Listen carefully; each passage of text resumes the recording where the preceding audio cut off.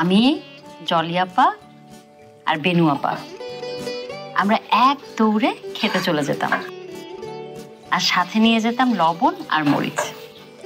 সেখান থেকে টমেটো এক একটা গপাগপ তুলতাম আর গপাগপ খেতাম মরিচ আর লবণ মিশিয়ে। কি ক্ষেত কোথায় পাবি? ক্ষেত নাই তো কি হয়েছে, লবণ মরিচ তো আছে, টমেটো আছে, এখনই দিচ্ছি, এখনই খা।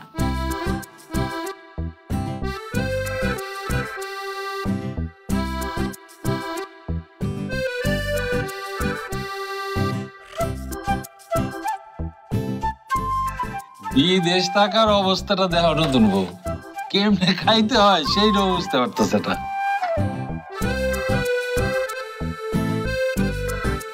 কেমন করে খেতে হয়?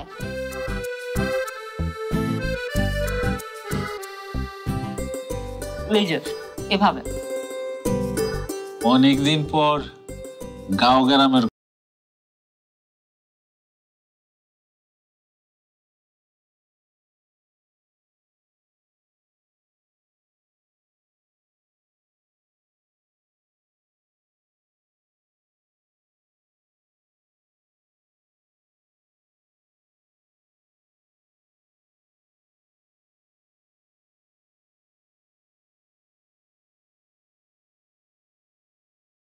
রবিনের বিয়ে, এ কথা কোথায় শুনেছেন? আমি বুঝলাম না এইসব খবর কিভাবে যে ছড়াচ্ছে। কি বলেন, খ্রিস্টান মেয়ে? আশ্চর্য ভাই, আপনি কি আমাকে চেনেন না? এটা কি আমার পক্ষে সম্ভব? জি একেবারেই ভুল, এগুলো সব আজে বাজে। জি ভাই, আমি পরে আপনার সাথে কথা বলি। জি ওয়ালাইকুম আসসালাম, দোয়া রাখবেন ভাই।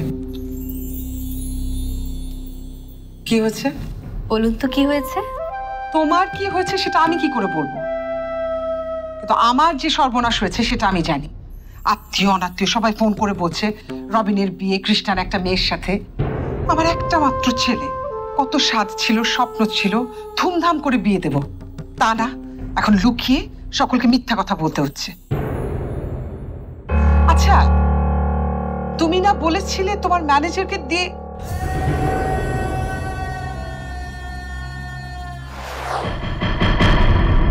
পেয়েছো?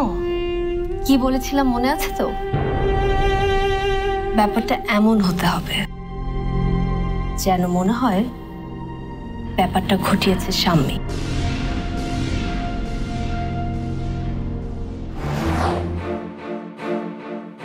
ভয় নেই,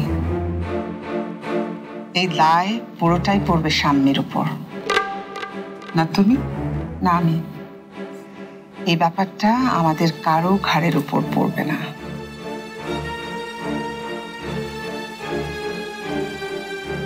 তোমার হলো শুরু, আমার হলো সারা,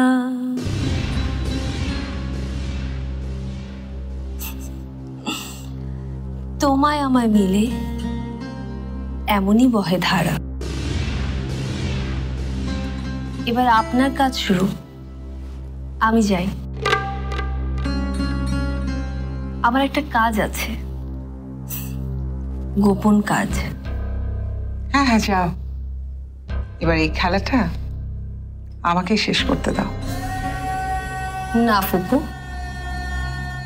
এই খেলা শুরু করেছি আমি, শেষও আমিই করব। আপনি শুধু পুতুল হয়ে থাকবেন এই খেলা।